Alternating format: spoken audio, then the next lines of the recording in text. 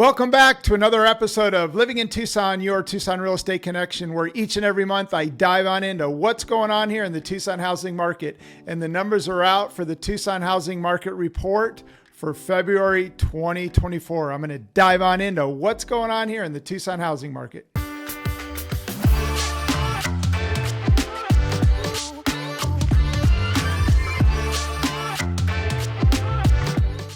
Hello, my name's Tyler Ford, Tucson, Arizona with eXp Realty, where each and every month I dive on into what's going on here in the Tucson housing market. And for those of you that have been watching my monthly reports, there's been a slight change. The Tucson Association of Realtors has teamed up with a new vendor and the reports are different. So I'm going to do my best to keep them consistent. I've got to dig a little bit deeper to try to provide the same consistency of what I've been doing. So it's going to be a little bit different, but again, there's a lot of really good information. So let's dive on into what's going on here in the Tucson housing market. Before I go over what's going on here in the Tucson housing market, I like to cover interest rates to keep you updated on what's going on with mortgage interest rates because they have a huge impact on the housing market. And as everybody knows, over the last year and a half or so, the Feds got super aggressive and started to raise rates. And it's been the most aggressive rate hike in the history of the U.S. And interest rates have a dramatic impact on the housing market. So we were as high as about 7.5%. We did see a slight pullback down to about 6.5%, and we've gone up slightly since. And in my opinion, in 2024 being an election year, the Feds are not going to be aggressive, and we're going to see rates go sideways from here, anywhere from, in my opinion, about 6.5 to maybe 7% going sideways. So right now on a 30-year fixed, we are sitting at 6.94%, and on a 15-year fixed, rates right now are 6.26%. So in terms of interest rates, there are some creative things that you can do. And you can do what is called a buy down and get the seller to actually pay for a buy down, which will dramatically decrease your monthly payment and save you a substantial amount of money. So reach out to us. We'd love to help you negotiate a deal where we get the seller to buy down your rate to make your monthly payment that much more affordable. The first number I want to go over is what we call percentage of list. And that is when a seller lists a home in the MLS, what percentage of the list price is a seller getting? And this number is a little bit deceptive in my opinion because it does not take into consideration price reductions. It's based on the final list price of a property in the MLS. And it would be awesome if TAR came out with some type of statistic that said how many homes did a price reduction and by what percent. But I do like to cover it because trends are your friend and it does show which way the market's going. So percentage of list for homes in the MLS for February 2024 was 98.09%. So if sellers are pricing their home correctly, they're getting pretty close to the list price. And in a normal healthy market, percentage of list is anywhere from 92 to 97%. So we're slightly above that, and the market is holding strong provided that sellers are listing their home correctly. The next number I'm going to cover is what we call days on market, or DOM for short.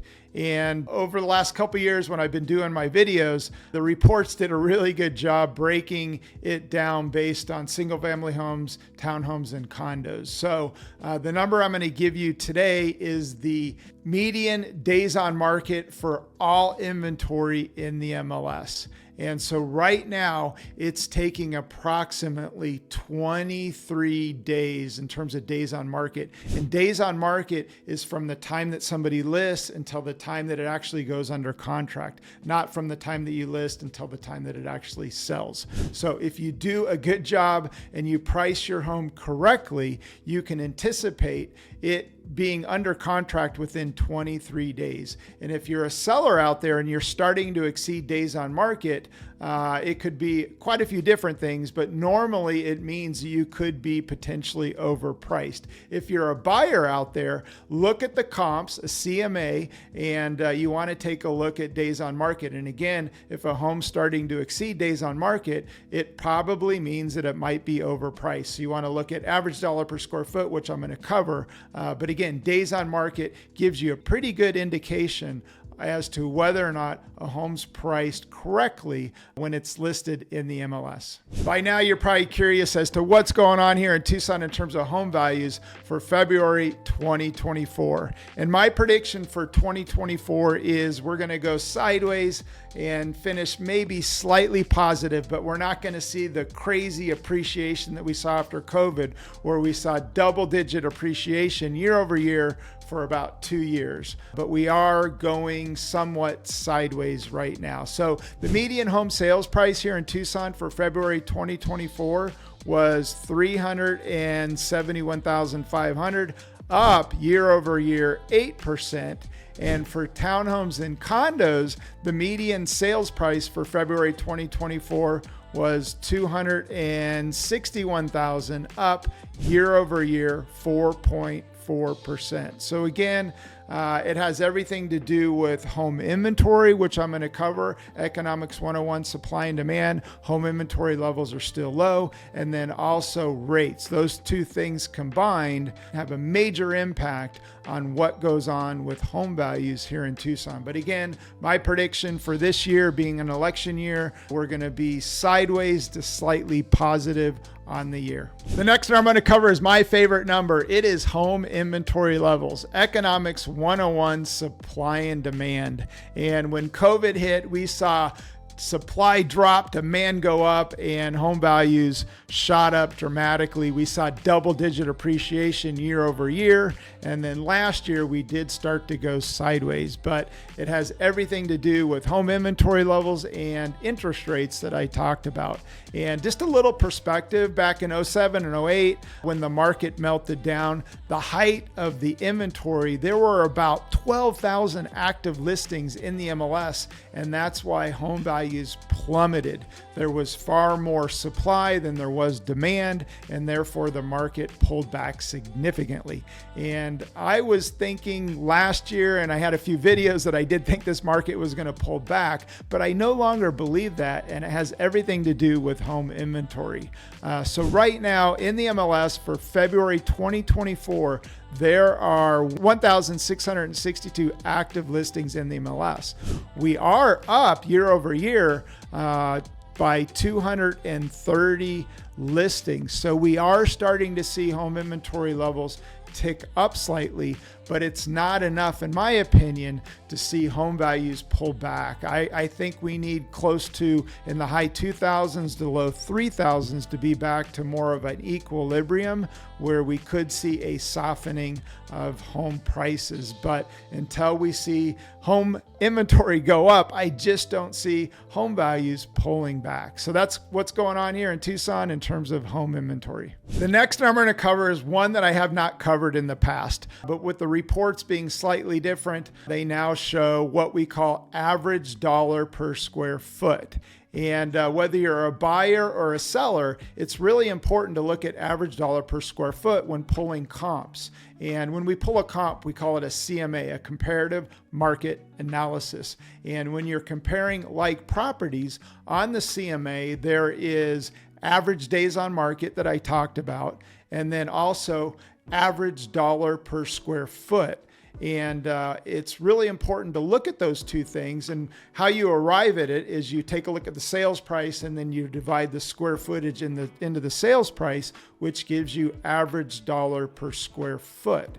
And so if you see a home that's below or above, you can get an idea whether it's overpriced or if it's underpriced. And a lot of times if you see a home that's significantly under the average dollar per square foot, it could potentially mean that it's a fix-up and then it needs some work. So again, the number that I'm going to report on today is just average dollar per square foot for single family homes for February 2024. So right now in the MLS for all single family family homes sold in the MLS, the average dollar per square foot is $235 per square foot. So you would take the 235, multiply it by the square footage, which would give you a really good idea of the comps in terms of the sales price or the potential list price. So again, that's average dollar per square foot. I'm going to start to cover it. But right now in Tucson, you're looking at about a $235 average per square foot of homes that are sold. It's not homes that are listed, because when we pull the report, you're going to see actives, pendings, and solds. And a lot of time the active listings will be slightly higher in order to give a little bit of wiggle room based on negotiating an offer that comes in. But again, this is based on the closed sales, $235 per square foot for single family homes. If you're one to want to geek out on the numbers, I would encourage you to head on over to Tucson Homes and Lots. And if you scroll down on the homepage, you're going to see a button that says Tucson Monthly Market Update. If you click on that, up comes the blog post that I do each and every month. And then if you scroll towards the bottom here, you're going to see a banner that says Tucson Housing Market Report, the full report. If you click on that, up comes a PDF where you can dive into what's going on here and get some deeper numbers if you really want to dissect the market. But again, just head on over to Tucson Homes and Lots. Well, that's a wrap for my Tucson Housing Market Report for February 2024. But just to recap, a couple things to pay attention to are home inventory levels.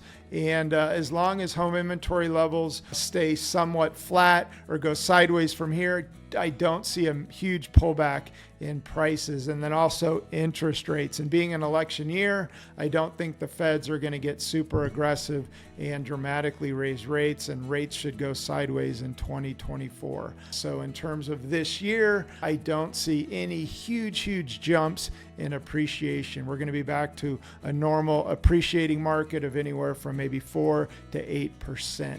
If you're a seller out there, I would encourage you to do your homework, look at the comps, and price your home correctly. Overpricing your home is the detriment to any listing. Your home will sit, it'll start to exceed days on market. People will then begin to ask what's wrong with this home. So the best thing you can do is price your home correctly, which brings in more demand, more buyers, which could potentially then drive up the price.